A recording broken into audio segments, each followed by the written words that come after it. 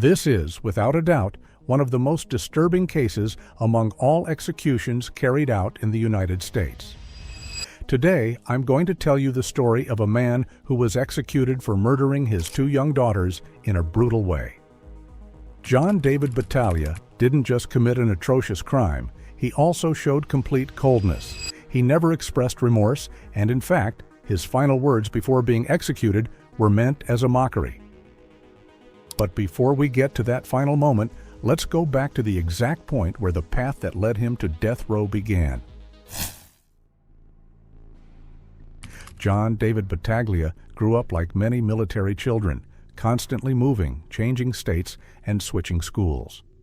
He was born on August 2, 1955, on a military base in Enterprise, Alabama, and although his childhood was a happy one, it was always shaped by the demands of his father's job. He spent time in Oregon, where he finished high school, and later settled in Dumont, New Jersey, where he graduated from the local school. After that, he enrolled at Fairleigh Dickinson University to continue his studies. In his youth, he ran into legal trouble related to drugs, and pushed by his father, he decided to join the Marines. Within the military, he advanced quickly, eventually becoming a sergeant. But even at the height of a promising career, he felt that military life wasn't fulfilling him. He left the uniform behind and went back to school, hoping to become an accountant. Sometime later, he moved to Dallas, where his father lived. There, he took night classes until he became a certified public accountant.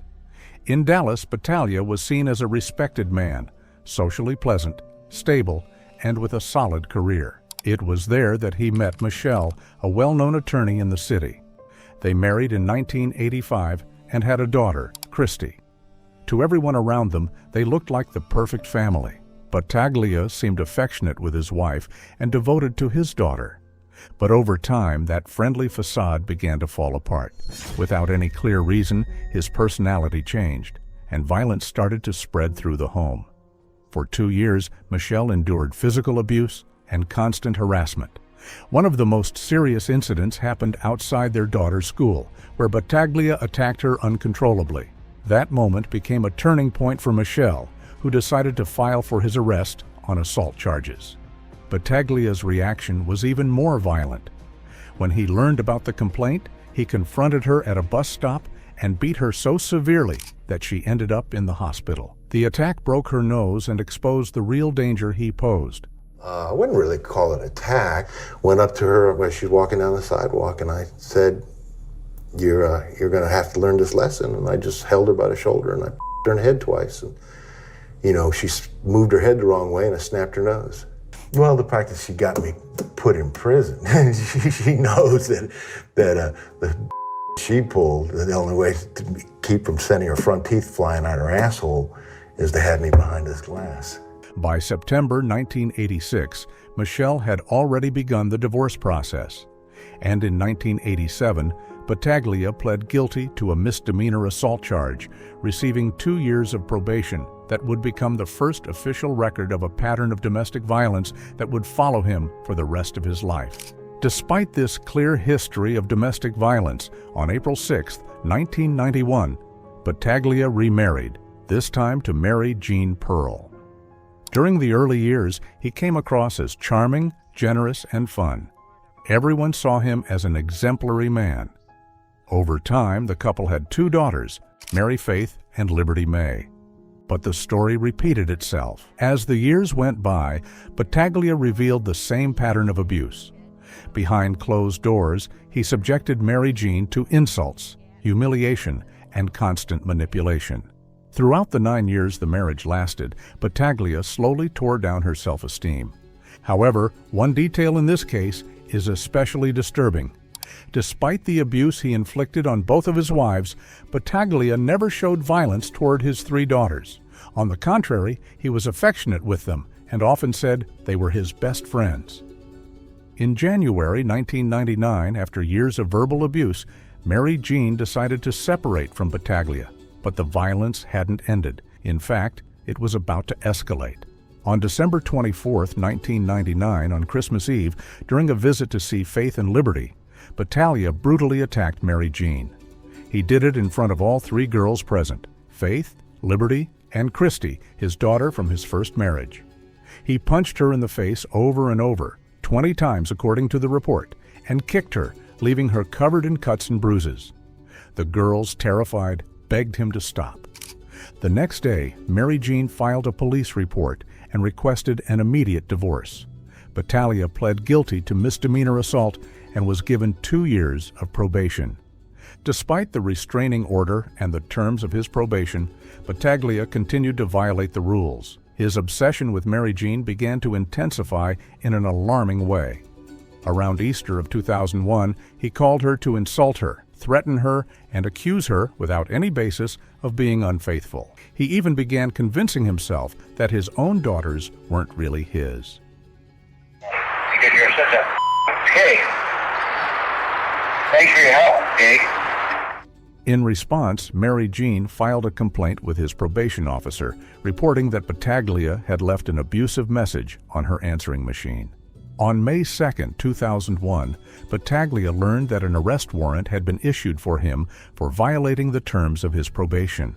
Police informed him that he needed to turn himself in. However, that same afternoon, he had a scheduled visitation with his daughters as part of the custody agreement. And that day, the worst would happen. That afternoon, Battaglia picked up Faith, 9, and Liberty, 6, in the parking lot of a shopping center in Park Cities. Some relatives handed the girls over, unaware of what had happened earlier. The visit was supposed to be for dinner, since due to the restraining order, he couldn't pick them up at their home. But instead of driving them to the shopping center, Battaglia went straight to his loft-style apartment in Dallas. That day, Mary Jean was at a friend's house. When she arrived, she was told that the girls wanted to talk to her because they were with their father. Alarmed, she called Battaglia's apartment. He answered and put the call on speaker. Battaglia held the phone up to Faith. In an innocent and confused voice, the girl asked, "Mom, why do you want Daddy to go to jail?" Seconds later, Mary heard her daughter desperately pleading, "No, Daddy, please don't. Don't do it." Gunshots began echoing through the line. Mary screamed, begging her daughters to run. In total, she heard 7 shots.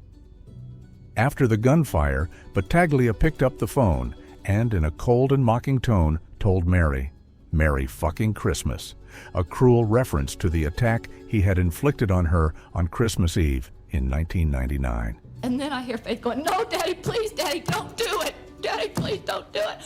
Pow, pow. And I hear him yell, "Merry Christmas!" What happened inside the apartment was devastating. Battaglia told his daughters to come inside with him for dinner. They trusted him completely. Remember, he had never been violent toward them. But that afternoon, his behavior changed entirely. In a sudden burst of rage, he forced them to call their mother and ask her why she wanted him sent to prison. While the girls were on the phone, he picked up a .357 Magnum Colt Python revolver and loaded it.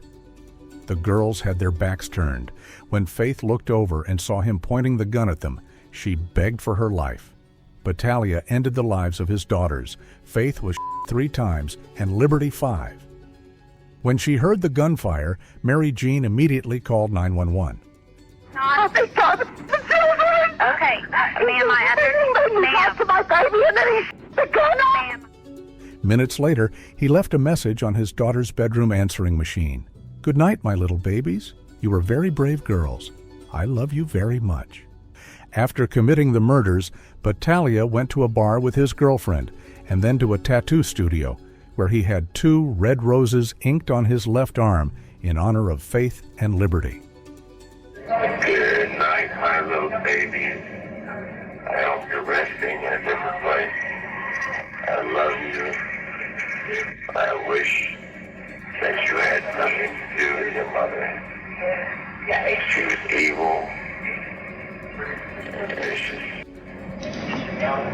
stupid. I love you very dearly. Police arrived at Battaglia's apartment in the Deep Ellum area, where they found the bodies of Faith and Liberty. Both showed multiple gunshot wounds. Inside the apartment, officers also found several firearms, and in his truck, a fully loaded revolver. Hours after the double homicide, Battaglia was located at a nearby tattoo shop. When officers confronted him outside the building, they arrested him immediately. During the arrest, there was a struggle, and Battaglia ended up with a black eye before being taken into custody. Oh, how did Faith and Liberty die? They said they died of gunshot wounds. So there's nothing about that you remember? Not particularly, no. The capital murder trial against John David Battaglia began on April 22, 2002, at the Frank Crowley Courts Building in Dallas, and it quickly became one of the most shocking cases in the state. The prosecution, led by Howard Blackman, presented a complete picture of the pattern of domestic violence Battaglia had exhibited for years, supported by the testimonies of his first wife, Michelle Getty, and of Mary Jean Pearle, who described in detail the brutal Christmas Eve attack of 1999. The crime scene, especially the phone call in which Pearle heard her daughter's screams, deeply affected the jury, which took only 19 minutes to find Battaglia guilty of capital murder. During the sentencing phase, the defense tried to avoid the death penalty by arguing that Battaglia suffered from bipolar disorder and a narcissistic personality disorder, supported by several forensic psychiatrists and testimonies from family members. Even so, the jury chose to impose the maximum penalty on April 30, 2002. Over the years, Battaglia sought multiple appeals, including a stay of execution in 2016 that was granted just 7 hours before his scheduled death due to questions about his mental competency. However, by 2016, he had already exhausted most of his legal resources. Eventually, Battaglia ran out of appeals. On October 31, 2017, his execution order was signed, setting the date for February 1, 2018. Throughout all his years on death row, his behavior was disturbing. He mocked the murder of his daughters, and when other inmates called him a child, he would respond that he hadn't killed his daughters because they weren't biological. Oh, yeah, I believe that I did not my daughters in the fact that they weren't my biological daughters. They were my legal daughters. I guess this distinction. On February 1, 2018, John David Battaglia was executed at the Huntsville unit in Texas. He was 62 years old when he died and had spent nearly 16 years on death row. The execution was delayed more than 3 hours due to last-minute appeals to the U.S. Supreme Court. It was scheduled for 6 p.m., but it did not begin until after 9 p.m. That day, he woke up at 7 a.m. and received his final meal: fried chicken, mashed potatoes with gravy, green beans, corn, and cornbread.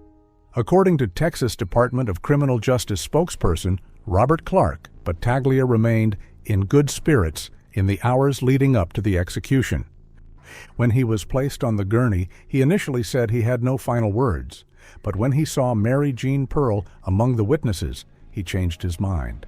He looked directly at her, smirked, and said, "Well, hi, Mary Jean. I'll see y'all later. Bye." Then, turning to the guard, he added, "Go ahead, please." At 9:18 p.m., he was injected with a lethal dose of pentobarbital. Battaglia closed his eyes, looked upward, and seconds later opened them again, lifted his head, and laughed. "Am I still alive?" As the drug began to take effect, he said, "Oh, I feel it." He exhaled twice, began snoring, and within seconds stopped moving. The official time of death was recorded at 9:40 p.m., exactly 22 minutes after the lethal injection began. No signs of suffering were reported. After seeing Battaglia stop breathing, Mary Jean Pearle stepped away from the viewing window in tears. "I've seen enough of him," she said before walking out. She returned a few minutes later to witness the doctor officially pronounce him dead. What are my feelings when the warden will come get me and take me to the gurney at the Huntsville execution chamber? So I would imagine there'd be a little bit of anxiety, but other than that, it'd probably be a trip. I mean, how many people get to do that? It'll be odd, but scary, I don't think. I mean, what would be to be scared of? You know what's going to happen. Except if they call at the last minute and say, no, don't do it. And then you're like, oh, I got to do this all over again? Because I've known guys who've done that 4 or 5 times, and they just never are the same afterwards. What do you think about this monster? Was justice truly served in the case of John David Battaglia? Some believe his mental health history should have been considered differently. Others insist there is no possible excuse for what he did to his own daughters. Let me know your opinion in the comments.